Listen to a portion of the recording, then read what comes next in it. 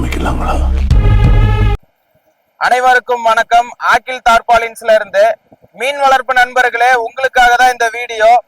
இன்னைக்கு பாத்தீங்கன்னா ஆக்கில் தார்பாலின்ஸ் நிறுவனம் இந்தியா முழுக்க பண்ணை குட்டை மீன் குட்டை நம்ம அமைச்சு கொடுத்துட்டு வரோம். நிறைய பேரு கேட்கக்கூடிய சந்தேகங்கள் பாத்தீங்கன்னா, ஒரு குட்டை ப்ராப்பரா எப்படி எடுக்கணும், ஒரு மீன் வளர்ப்புக்கு நீளம் அகலம் ஆழம் அதுல எவ்வளவு எடுக்கணும், அதுல ஸ்லட்ஜ் ரிமூவ் பண்றதுக்காக எப்படி பைப் செட்டிங் எப்படி பண்ணணும், அது ட்ரைனேஜ் பண்றதுக்கு இந்த மாதிரி நிறைய சந்தேகங்கள் நிறைய பேர் கேக்குறீங்க.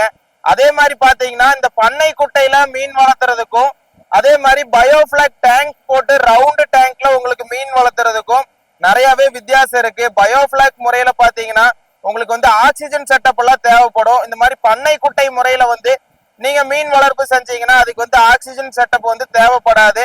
அதே மாதிரி பாத்தீங்கன்னா பயோஃபிளாக் முறையை பொறுத்த வரைக்கும் உங்களுக்கு எல்லா மீனுமே நீங்க வளர்த்தலாமான்னு கேட்டீங்கன்னா பயோஃபிளாக் முறையில மீனை கண்டிப்பா வளர்த்தவே முடியாது. அது சக்சஸே கிடையாது. அதாவது பாத்தீங்கன்னா இந்த பயோஃபிளாக் எதுக்காக யூஸ் பண்றாங்க மீன் வளர்ப்புல அப்படின்னு பாத்தீங்கன்னா, சின்ன சின்ன 1 இன்ச்சு 2 இன்ச்சு மீன் குஞ்சுகளை கொண்டு அந்த ஒரு ரவுண்டு டேங்க் பயோஃபிளாக் முறையில நீங்க போட்டு அதுல பாத்தீங்கன்னா கரெக்டான ஹெல்த்தியான ஃபீடு கொடுத்து ஒரு 28 நாள் 30 நாள், அதாவது ஒரு சின்ன குஞ்சுகளை ஒரு 10 இன்ச்சு 12 இன்ச்சு சைஸ் வர்ற வரைக்கும் அந்த ரவுண்டு டேங்க்ல போட்டு வளர்த்துவாங்க. அதுக்கப்புறம் பாத்தீங்கன்னா அந்த ரவுண்டு டேங்க்ல இருக்கக்கூடிய மீனை பிடிச்சு இந்த மாதிரி ஒரு பண்ணை குட்டையில விட்டு அதுலதான் உங்களுக்கு குரோத்தா கொண்டு போக முடியும். அதே மாதிரி பாத்தீங்கன்னா இந்த பயோஃபிளாக் டேங்க்ல மீனே வளராதா அப்படின்னு கேட்டீங்கன்னா வளர்த்தலாம். ஒரு 4 மீட்டர் டயா போடுறீங்க, ஒரு 5 மீட்டர் டயா போடுறீங்க அப்படின்னா ஒரு 200ல இருந்து 250, அதிகபட்சம் பாத்தீங்கன்னா ஒரு 300 மீன் தான் உங்களால வளர்த்த முடியும். இன்னைக்கு நிறைய பேர் பாத்தீங்கன்னா விரால் மீன் சொல்லிட்டு பயங்கர ஸ்கேம், இந்த பயோஃபிளாக் முறையில பாத்தீங்கன்னா சரியான ஸ்கேம் போயிட்டு இருக்கு. என்ன ஸ்கேம்னு பாத்தீங்கன்னா, விரால் மீன் ஒரிஜினல் நாட்டு விரால்னு சொல்லிட்டு எல்லாமே ஹைபிரிட் மீனை எல்லாருமே கொடுத்துட்றாங்க. ஒரிஜினல் நாட்டு விரால் இன்னைக்கு எங்கேயுமே கிடையாது.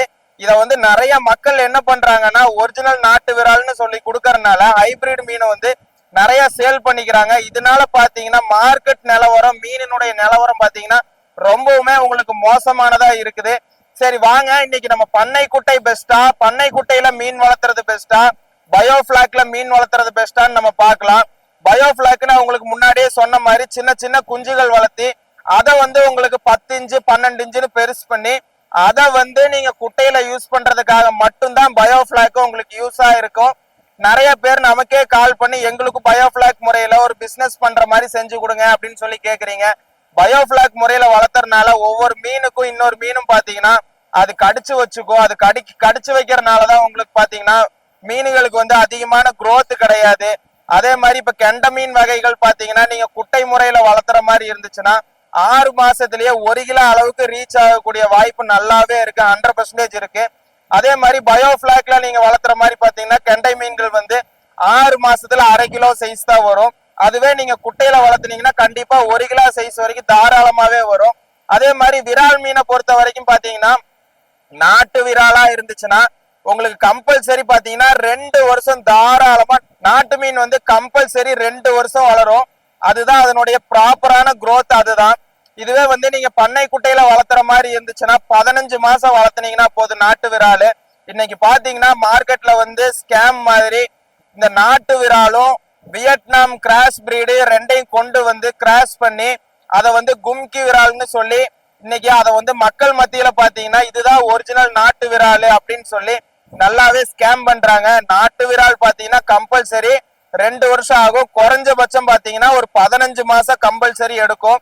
ஆனா இன்னைக்கு பாத்தீங்கன்னா நீங்க பண்ணை குட்டை முறையில தாராளமா மீன் வளர்த்தலாம். இன்னைக்கு ஆக்கில் தார்பாலின்ஸ் பாத்தீங்கன்னா இந்தியா முழுக்க கிட்டத்தட்ட பாத்தீங்கன்னா ஒரு 1 லட்சம் பண்ணை குட்டைக்கு நாங்க தார்பாலின் சப்ளை பண்ணி இருக்கிறோம். ஒரு குவாலிட்டியான தார்பாலின் நாங்க சப்ளை பண்ணிட்டு இருக்கிறோம். கிட்டத்தட்ட பாத்தீங்கன்னா நேர்லயே போய் நம்ம நின்று இன்ஸ்டால் பண்ணி இந்த அளவுக்கு குட்டை இருக்கணும், இந்த அளவுக்கு நீளம் அகலம் இருக்கணும், இந்த மாதிரி தான் நீங்க குட்டை போடணும்.